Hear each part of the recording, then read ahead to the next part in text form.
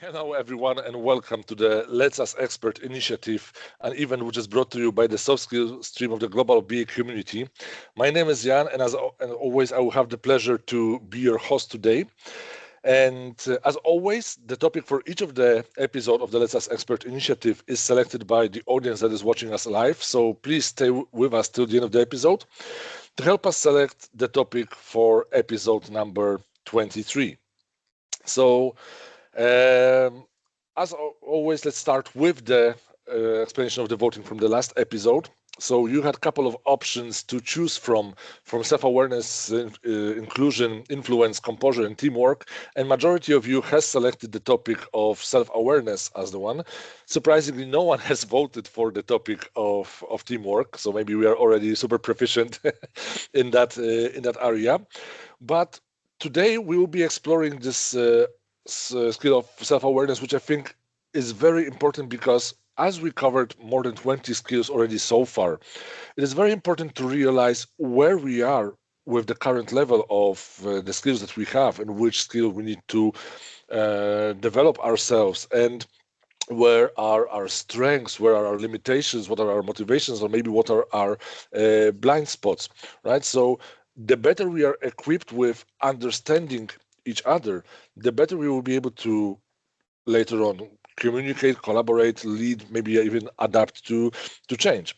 So in order to help us unpack this skill and this fascinating topics, as always, I have invited an outstanding panel of experts who will share their personal experience, their perspectives, maybe their practical advice. So with that said, let me introduce you to the first expert who actually 12 years ago gave me the chance to join EPAM, as he was the one who was interviewing me for the position of business analyst at EPAM. So let me introduce you to Laszlo. So Laszlo, welcome to the session. Could you please introduce yourself to our audience, tell a couple of words about yourself? First of all, thank you for the invitation and hi everyone. My name is Laszlo Andor. I'm based in Hungary. And I started my business analyst career in 2011, I believe, at EPAM. Yeah, I've been in many areas, many domains. I think that's not that much important, but I little bit deviated from business analysis to agile coaching and now back to product ownership and IT consultancy. Um, I believe I learned the most of my personal soft skills during my agile coaching career, and I'm hoping that I'll be able to share some thoughts with you on that, and you might find some of those beneficial and useful. Thank you. So thank you for being here with us today. We also have one expert who unfortunately is coming running slightly late, so she will join us as soon as possible. So I will just give a brief introduction to Anna Jaszczolt, who was for many years my inspiration and still is my inspiration to do a lot of good deeds, as she is helping to helping people to find the better ways about themselves, becoming better leaders, becoming better professionals, and she actually is building all of that influence from her own experience, and she's really focusing a lot of her work into the overall making other people around her better, their profession, their life, their realization about themselves. So I'm sure she will be joining us as soon as possible. But last and not least, already a veteran of those sessions. So we also have with us Zsolt, Olajos. So Zsolt, I think this is third or fourth session that you are here with us. So can you also maybe introduce yourself to those ones who haven't seen any of the past episodes with you? Yeah, thank you, Jan. Thank you for inviting me again, and also hi everybody. Great to see you come to this talk. My name is Zsolt. I'm also based in Hungary. I am a leadership and soft skills trainer in EPAM for like more than 4 years. I've been in my past working in marketing, mainly in FMCG for 20 years and 15 years in different leadership roles. And then I decided to switch my career thanks to self-awareness. And I became a trainer, and also I'm a certified coach. So I work with people, I work with leaders, I work with helping professionals as well, and I'm also supervising the well-being learning portfolio here at EPAM globally. So this is me. Thank you again for inviting. So in that case, let us start the session, and let us already get into the first question that I have for you. As always, I'm stopping sharing the screen just to have a more friendly conversation, a more in-person experience, and not be distracted by any kind of presentations, any kind of slides hovering over.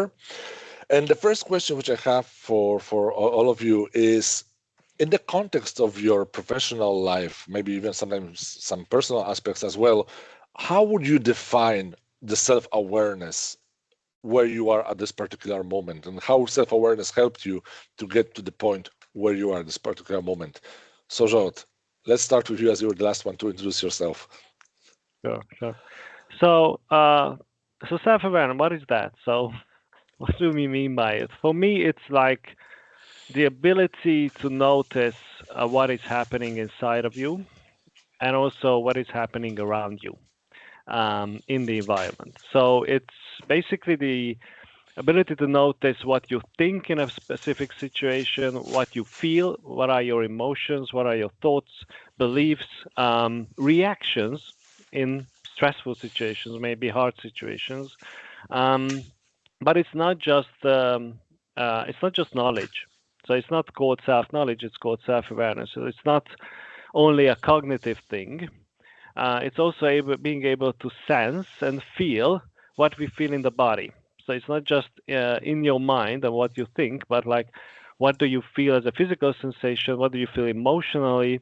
And that adds another layer to self-awareness, which is a very important layer, because it will help you, and it helped me specifically to have different messages from within, rather just from your rational mind. It will give you another perspective, and it's really important. So this is my take on self-awareness and how it helped me, as I said, in the career switch.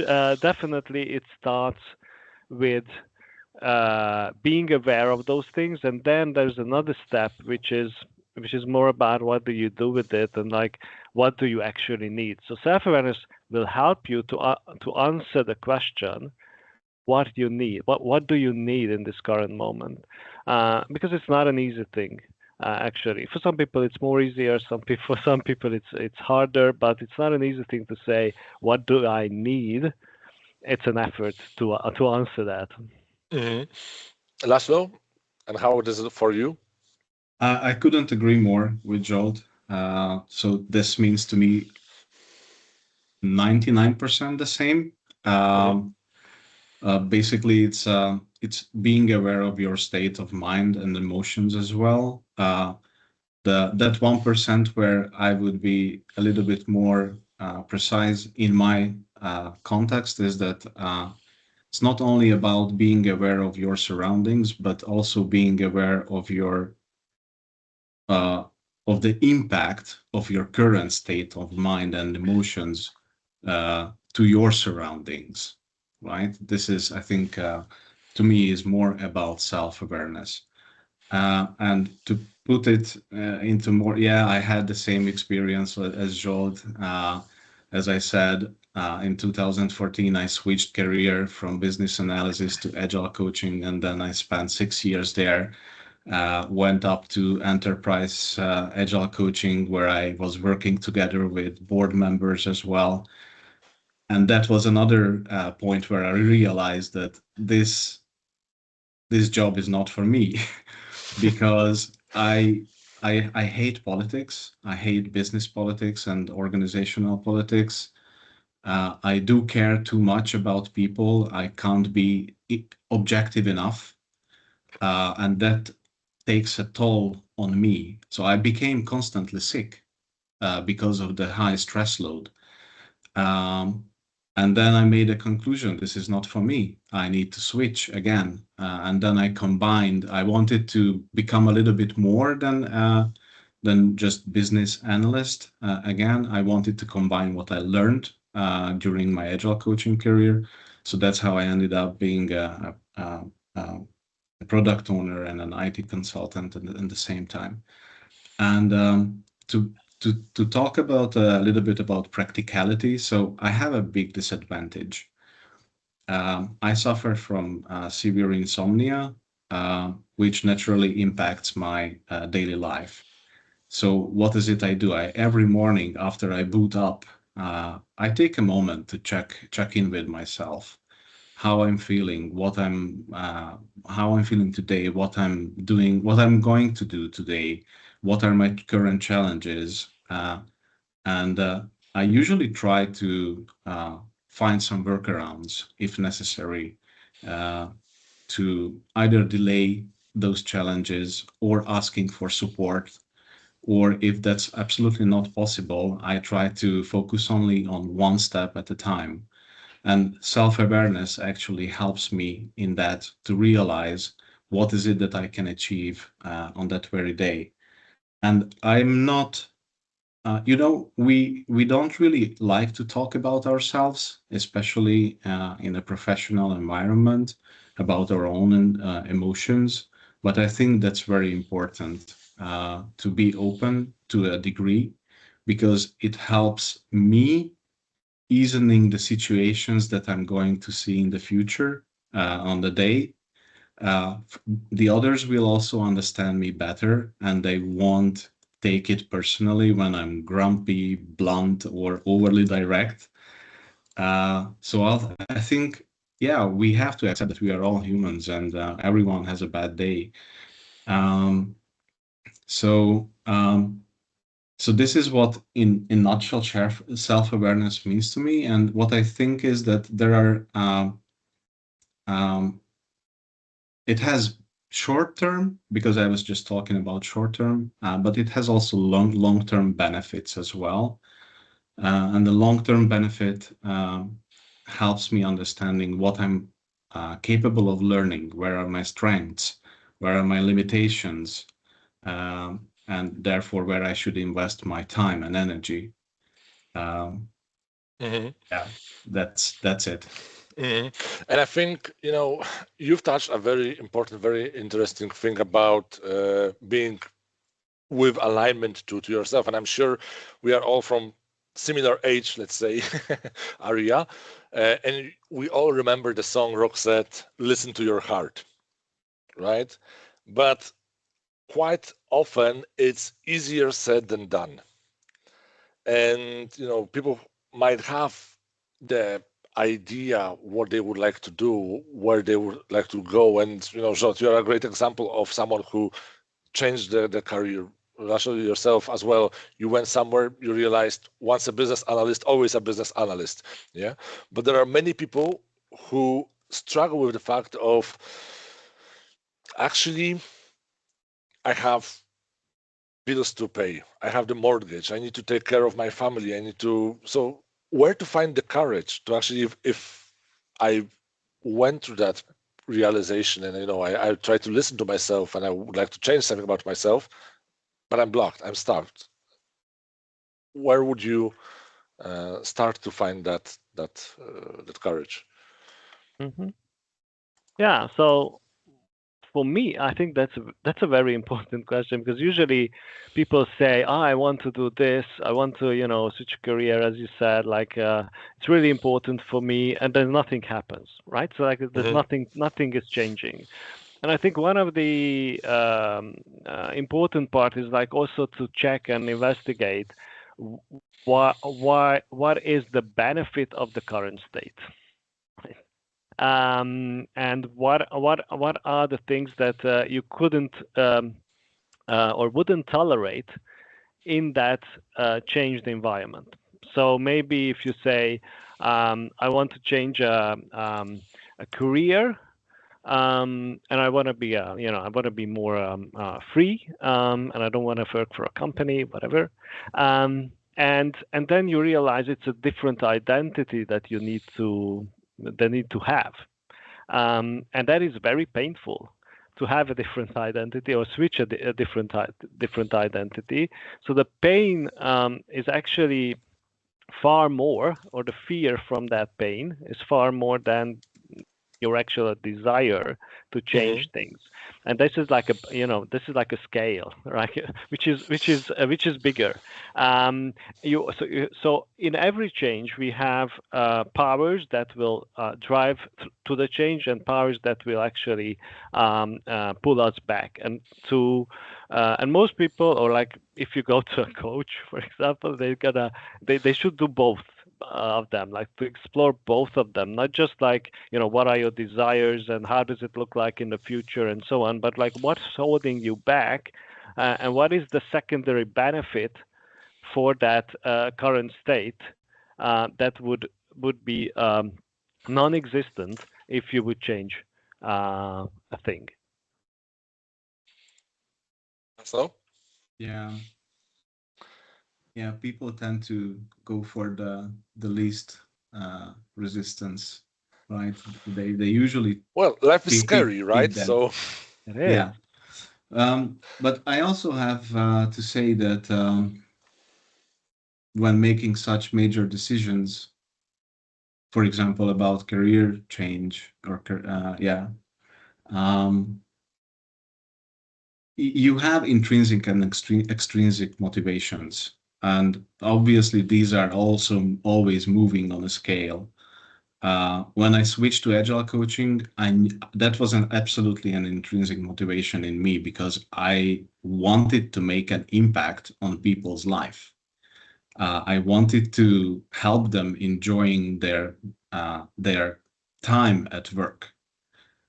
But there is also extrinsic motivation. For example, after I realized that agile coaching is not for me, and I went for 1 year entrepreneurship, and I realized that I can't pay the bills, or this is not, generating enough income on a long term, I realized that I have to find a solid income. I have to find a solid job. So that's when I came back to EPAM again in 2021.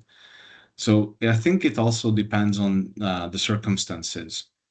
But if you lack the courage, there was a very interesting conference that I was attending a few weeks back, BA Beyond, where we had a very interesting exercise called mastermind exercise. It's basically about leveraging the brain of the people around you. So don't get into the mistake of dealing with everything on your own. I think that's where you can rely on the people around you. It's basically you face a challenge, you explain them the challenge, and then you ask for their opinion. And we go in circles in a time box manner. I don't want to go into the mechanics here, but the point here is that you can always reach out to anyone. They don't have to be good friends or anything, because I think it's even better if they are not good friends, because then they will be absolutely honest and objective with you. Well, and maybe here politics appears once again. And maybe they will tell you something that you missed, that you haven't thought about, and maybe that will give you the first nudge to take the first step. What do you think? It might be. I mean, sometimes I think we are creating the blockages in our mind by ourselves. Like we are our own worst enemies, I think. And there is this movie, The Curious Case of Benjamin Button, with the quote, "In the end, everything is all right. If it's not all right, it's not the end." And I think that sometimes, like, no matter what life will throw at us, we have this skill of adaptability, that we can try various different things, and in the end, somehow things do work out, right? So maybe those blockages are just, like I mentioned, in our brain. But I actually touched an interesting interesting area, because I sometimes appear as a speaker on conferences, and after the talk is finished, I often have this thought, oh, I wish I would say that. Oh, I forgot to mention this. I forgot to, and I'm becoming my own, I would say, self-critic, and I become like self-aware of the fact that, oh, I haven't done a good enough job in my head. So my question to you is, how would you help people distinguish this self-awareness from self-criticism, just to again not be our own worst enemy?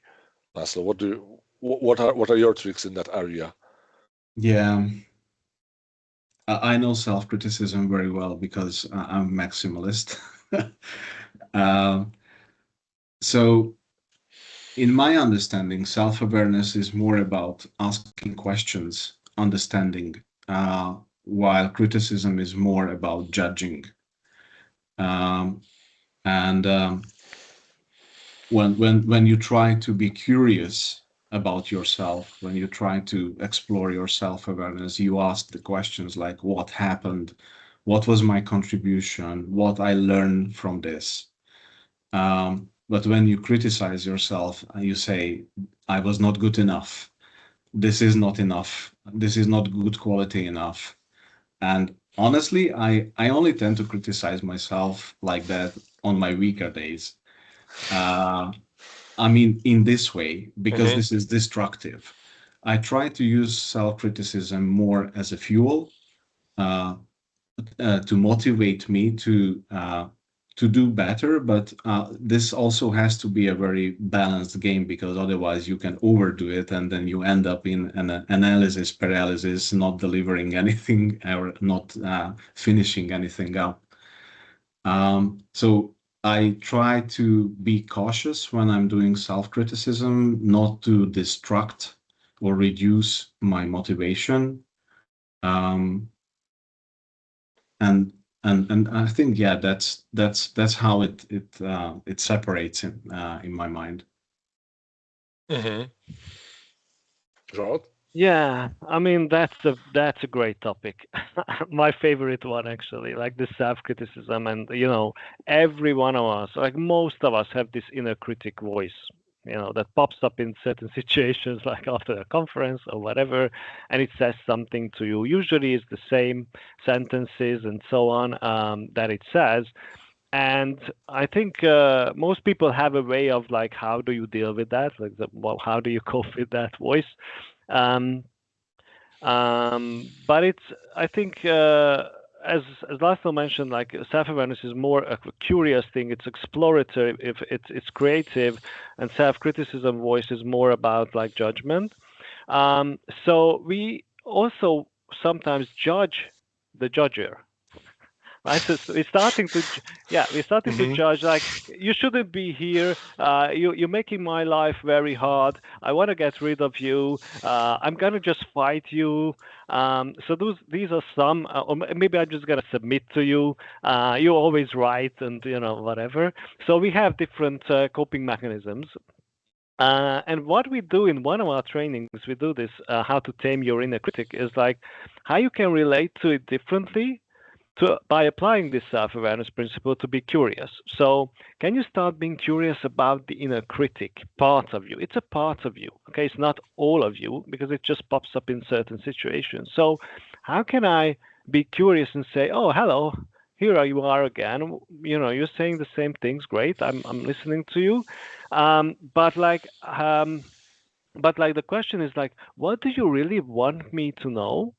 And then how do you protect me in different situations? Because self-critic is like, this part of us is usually something as a protector, works as a protector. It wants to protect us from being ashamed, for example. Get to a situation where you are embarrassed. And it's coming from your early days, right? So what we do in these exercises is like to have a discussion or like a conversation with this inner part of you by relating it to it differently, by being more kind to it, and say always like, hello, here you are again. I know you. Can I actually handle this my way? Can you just step back a little bit? Um, so so actually it helps. The first thing to do is like notice as many times as it comes up and just hello, I know you, great, and then you will be able to do the things you want to do. So self criticism is this one, and I'm going to just mention it because self awareness is not always self kindness, and maybe we're gonna talk about this, but yeah, so this is the difference, and how you relate to that in a critic voice is actually very important. Now, at the same time, we work also with teams of people, right? And sometimes when we are entangled in the emotions of a certain situation, we might not necessarily see what is happening around us, and that's that. Maybe it's sometimes easier for us to spot situations in others. People's like try to be a friendly voice to help raise or bring a different perspective to other people's lives. But at the same time, we not necessarily would like to overstep and get into people's lives and people's agenda. How to find that proper balance of being able to raise self-awareness within our teammates, within our colleagues, right? But not overstepping the boundaries of privacy. I think Laszlo, for you as a leader and for you as a person who inspired, motivated, and influenced organizations, you had to deal with that at some point. So as I said before, we talk far too little about ourselves at work. Many people are afraid of opening up. They worry that others might use that information against them. And I believe that should be part of our daily life at work in certain boundaries. I try to lead by example in that, meaning I show them that it is not harmful, it is safe to speak up, to share emotions, to share state of mind occasionally. Especially if I believe that that will help others to understand me better, why I'm behaving like this today, or why I'm rejecting an assignment, or why I'm rejecting to provide help, for example, in certain cases, right? Because for us, it's often challenging to say no to things, but I think that's also very important. And what I had the pleasure of leading a team at EPAM for 3 years, where we managed to establish a very, very, very solid and safe team environment and team integrity. As I said, I led by example first. Then I started involving the Scrum Master, coaching him how to do that, how to help to boost the team integrity and the trust and the safe, the feeling of safety within the team. On top of that, I think it's unavoidable that occasionally you need to meet your teammates outside the work. So I invited, for example, my entire team to my house, to my garden, for a grill party, where we didn't really talk about work. We were just, having fun, drinking, eating, playing some games, nothing really professional. And that also helped people feeling more comfortable. And later on, guess what happened? After people get to know each other on a personal level better, they are not that much afraid of opening up at work.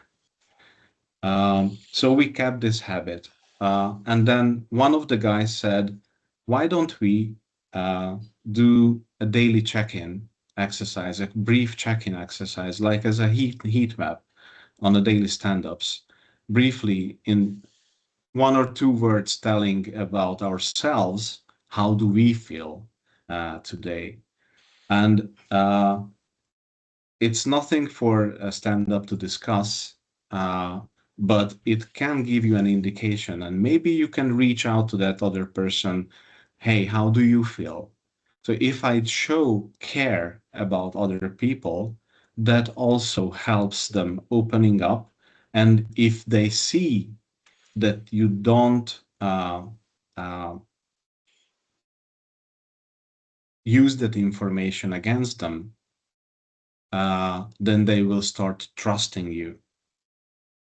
So, yeah, lead by example, help people get more comfortable, uh, try to know them on a personal level, not only on the professional level, and build trust. Mhm. I think you've touched on something very important, that life is so much more than just Jira tickets, and that behind every single person with whom we work, there is fear, there is inspiration, there is motivation, there is growth opportunity, right? So it's definitely good to get to know people with whom you're working. Yeah, So and of course, no pressure to anyone. So if you don't want to come to the garden party, don't come to the garden party. We won't take you as a lesser person because of that. If you don't want to speak up, that's fine too. But if that's okay, we are still going to continue with the others Mhm. who want to do that. This is actually also interesting what you mentioned. Like I did on one of the projects, there was like a wheel of emotions that on a daily Mhm. stand up, like Yeah. every person was supposed to select one of the. I think there was like 32 emotions on the wheel Yeah, yeah, to yeah. select. Like okay, this one Yeah. best describes me. That's a crazy exercise, and I hate it because there are so many options there, and people were just like looking at it and trying to find the right matching emotion, and then it took so much time. Or just spin the wheel and let's see what will come out. Right? Yeah. That might also Yeah. be the case. Zsolt, do you Yeah, have any yeah, tips and sure. tricks or? Yeah, I love the wheel of emotions because it helps the people, and it takes time, right? But Mhm. it helps the people to be more granular about their emotions because some people don't have the vocabulary for that. They only know like sometimes when I ask people, they're gonna say I feel bad or good, or like they might say angry or happy. So these like basic emotions, and like actually finding the right words and naming the emotions help. Um, to actually express this. Um, but I love how Laszlo articulated psychological safety, right? This is what we call it. Like that's the concept of psychological safety in teams. That's the basis of everything. Like what we will achieve together, and the role modeling part is what I would emphasize here again, what Laszlo mentioned. So if you want to see any kind of behavior in your team, if you are a leader, start doing it yourself. So, for example, this kind of if you can say to a team like it's okay to make mistakes, it's okay to make mistakes and share it in this team. But if you never do it, you don't start to do it as a leader. No one will do it, because if the leader starts it, people will feel say, okay, so the leader is doing that, so it's probably pretty safe. So if when it comes to self-awareness, it's also important for you as a leader to start talking about yourself uh, around maybe your emotions. What did you feel? How did you use that? How did you calm yourself down in that situation? How did you manage that conflict? To share those things, how you tackle those challenges, um, because it will help the team to start exploring that and also talk about that as well. So yeah, role modeling is the way to go. And Mhm. this no pressure, I love this no pressure as well, because your responsibility is more about being able to articulate what you need, right? And also telling people how you feel, what are your thoughts about it. You can't control other people's feelings about that, the thoughts about that. What you can do is influence them by showing them some inspiration. Hmm. Now, it all sounds great, and it sounds motivating and inspiring, but sometimes we also work on those very tight deadlines and our environment is very fast paced, very fast moving, and taking a moment to stop and to analyze and to think where we are, and to do this self-awareness requires just requires time, right? So how in this fast-paced IT world make time for that self-reflection, for this self-awareness? Who do you ask? Whoever wants to answer first. Zsolt, want to So, start? so I think Laszlo in the beginning had already mentioned something which I made a note.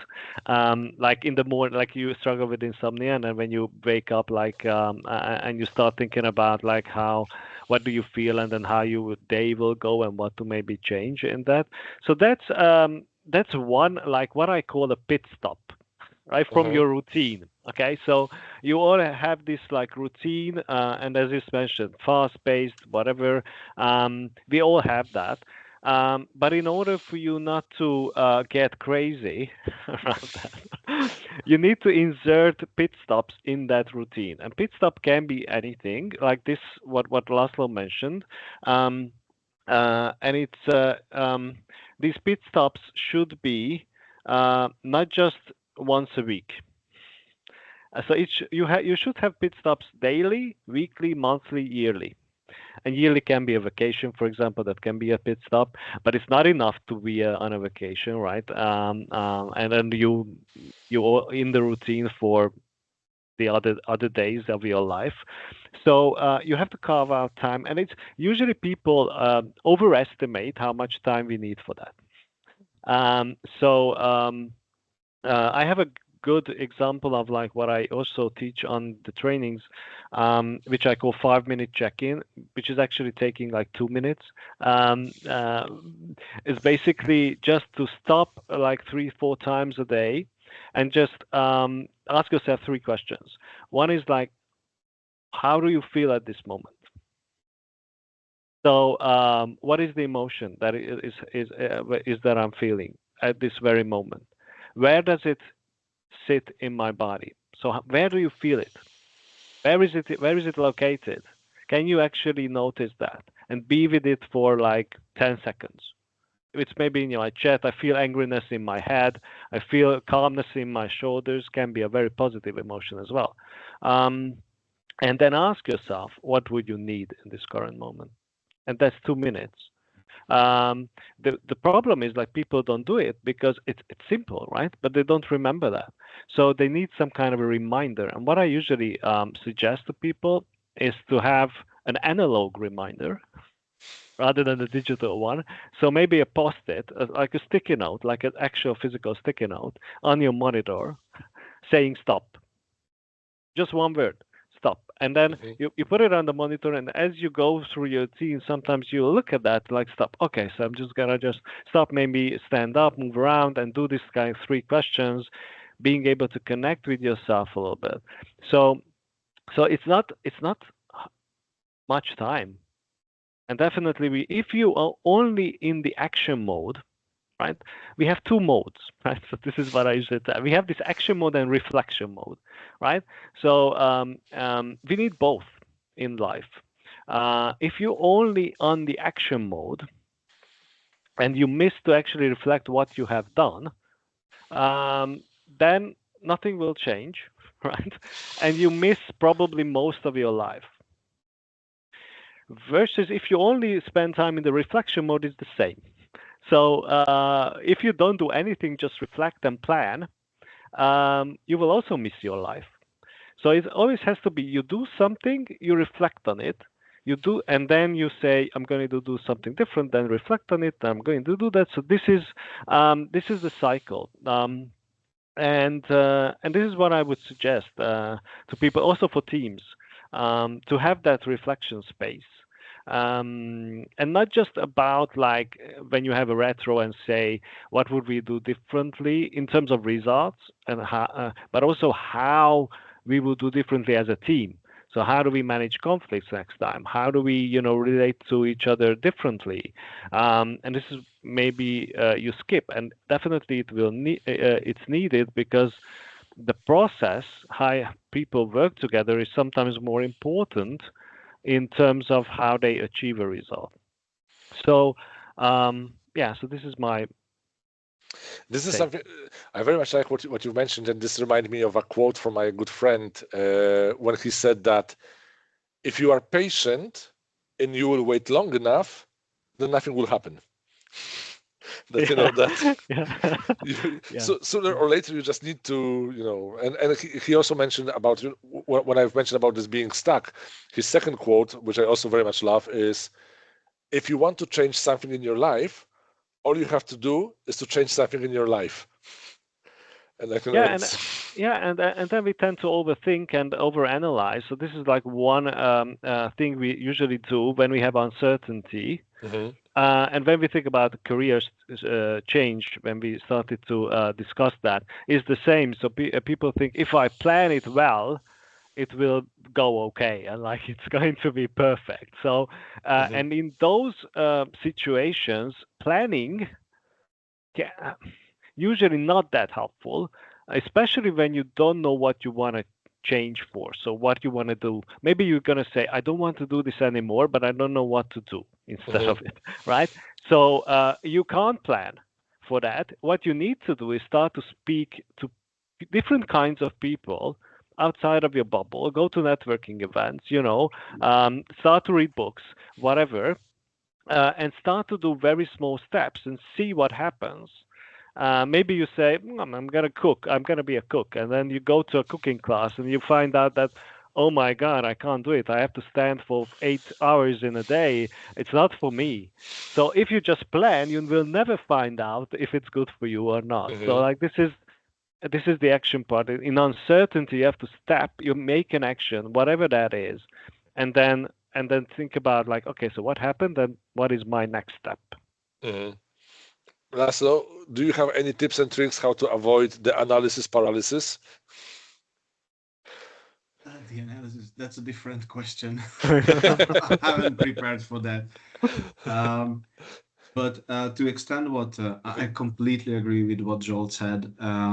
I couldn't have said it better because I'm not training it. I'm just trying to do it on a daily basis. I actually like the stickies idea. I have stickies here. Actually, I'm using that as a reminder for myself to stop and reflect. Um, I'm more about habits than planning the reflection exercise itself. I'm trying to build that into my life on a daily basis, on every moment, if possible. So I have the habit to ask for feedback very often from others because sometimes, sometimes just your brain is not working on the right level at the very moment. And sometimes you just need an external trigger. And others' feedback can give you some ammunition to reflect on. Mhm. So I encourage everyone to ask for feedback. Now, then there was the other thing that you were asking, how do we deal with this? When do we find time? When we have a fast-paced, stressed, Environment, yeah. and working environment. Um, yeah, I can only emphasize again what Joel said, that say no more often, stop more often, because if you don't do so, uh, you will maybe realize later you just wasted time and you are not heading in the right direction. So take those baby steps, like in Agile. Uh, Take small steps and reflect, and then increment on that.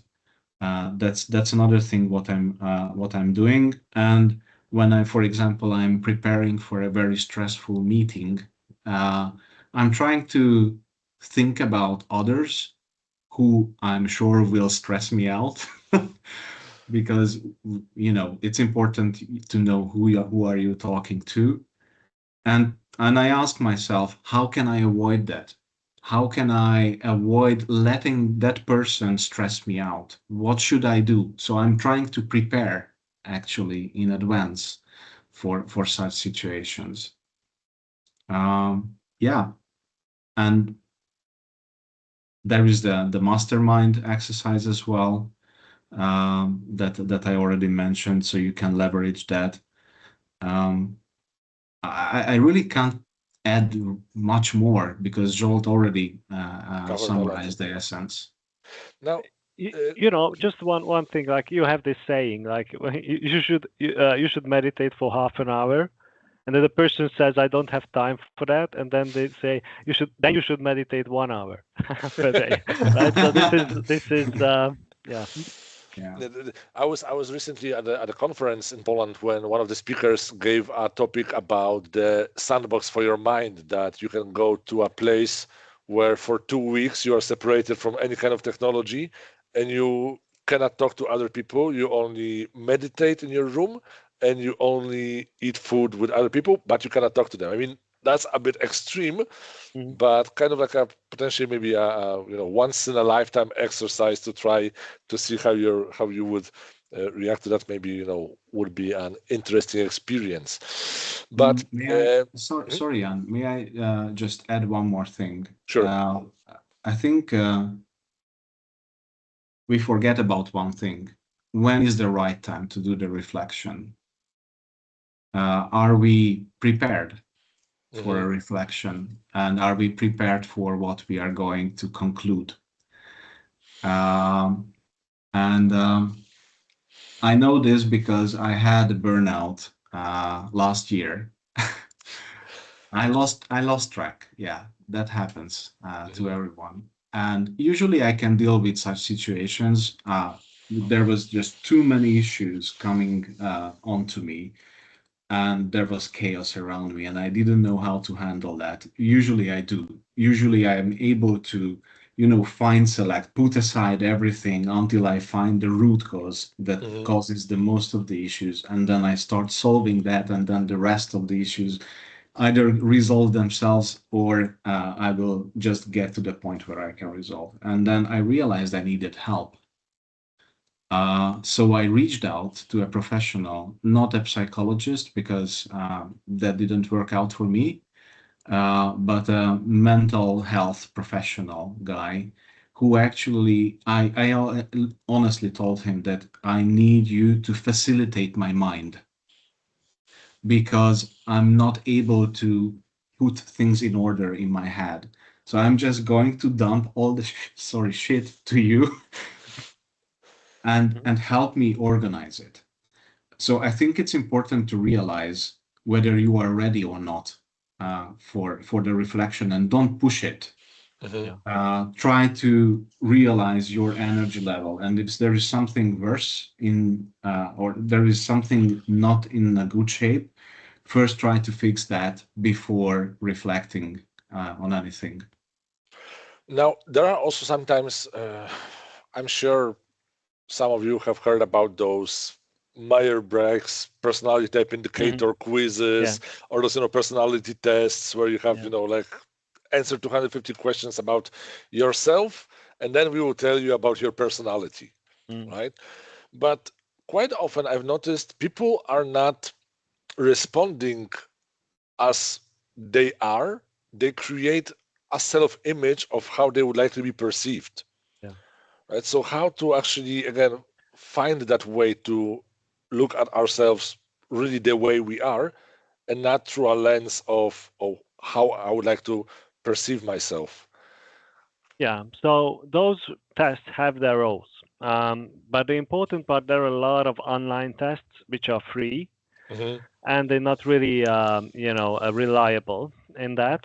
But it's fun it's basically great it's a fun activity to do, and then if you have a description in front of you, you tend to believe it. So that's the other kind idea. Kind of like with the horoscope, right? You tend to believe it, and you're gonna say, oh, that's me.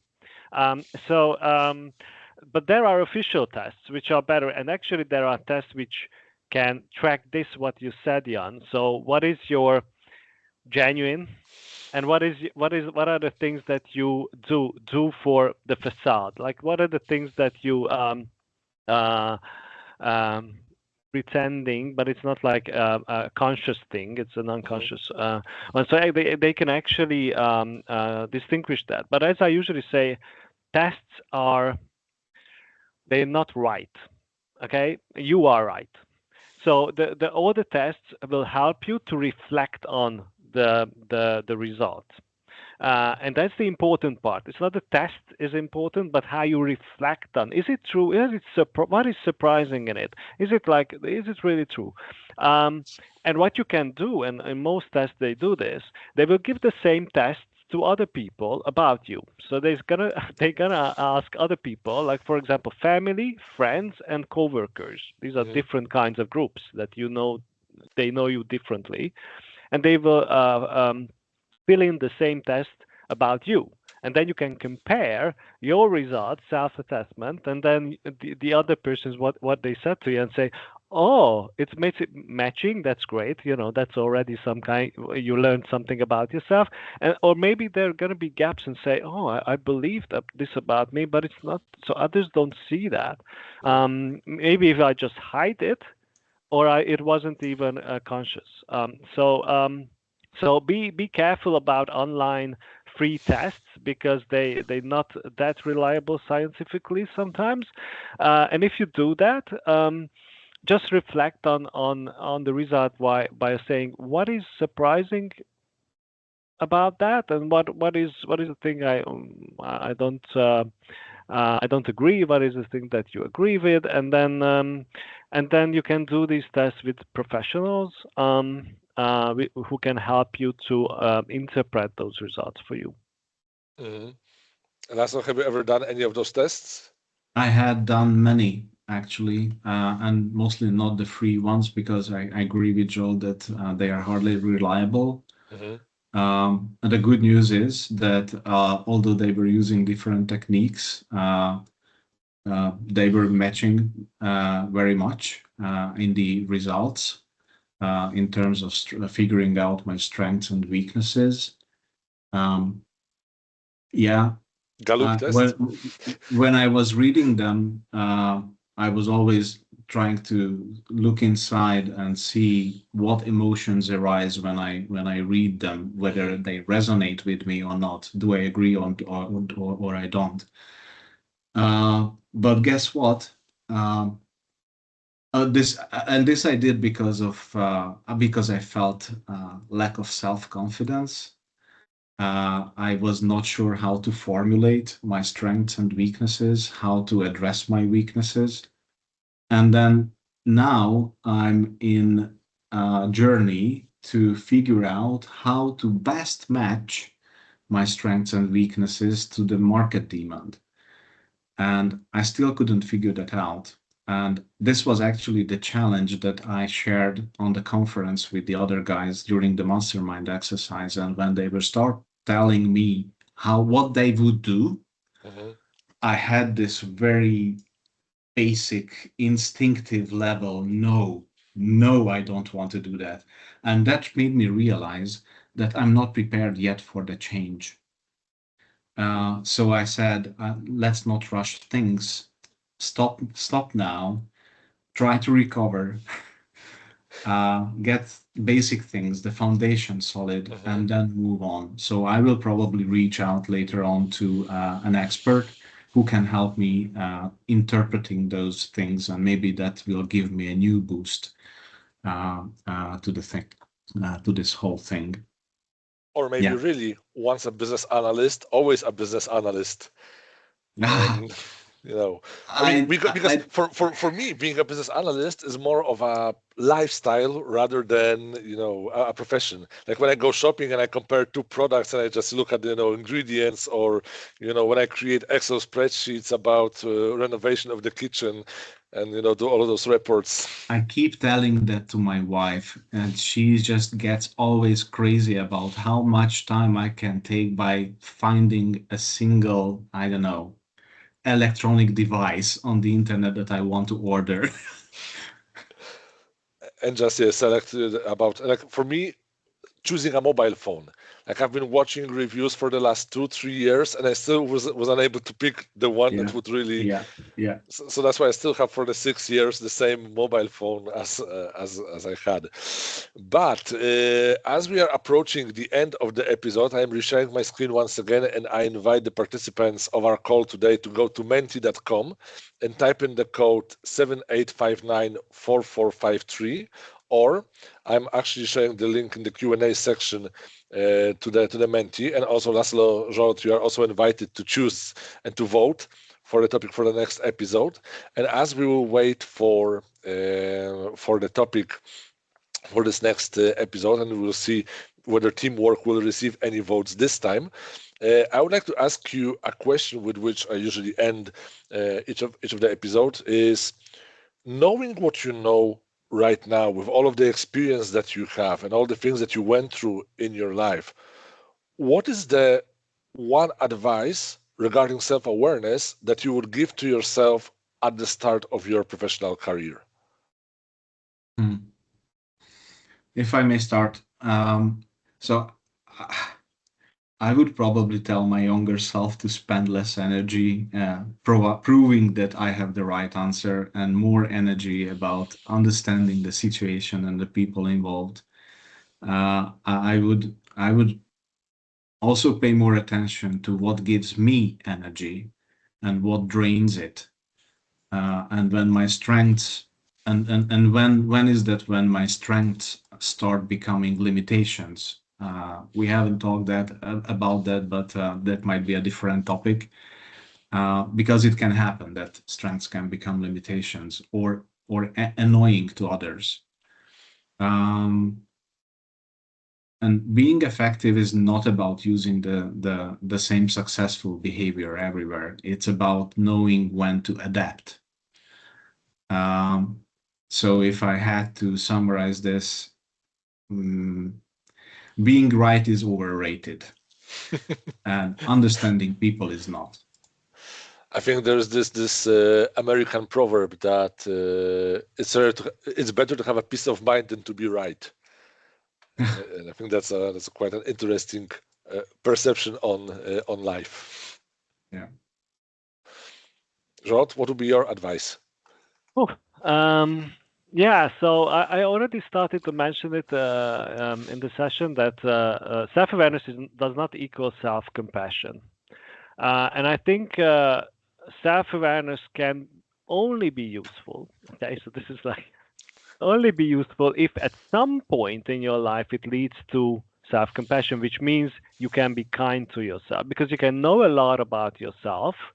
Going to different webinars, reading books, going to groups, support groups, whatever, you already know a lot about yourself, but you're not closer to relate to yourself differently. And this would be my advice back to my younger self, is